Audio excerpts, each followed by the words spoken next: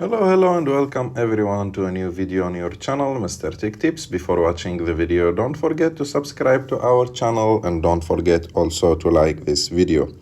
In today's video, I will show you how to update Netflix app to the latest version.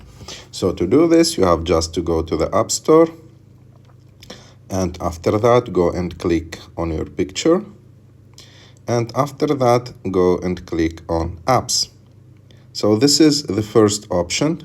You can check if the app is available here or not, or also you can click on your picture and scroll down, and you will see here the list of apps that need to be updated. So you can update your Netflix app from here if it needs update, like this, by clicking on Update All.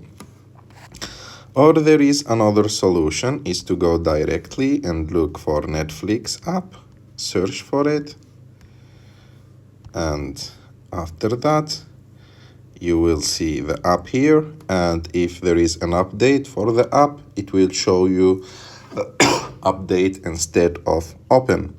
I hope that you like this video. If you like this video, don't forget to subscribe to our channel, to like this video, and see you in the next one.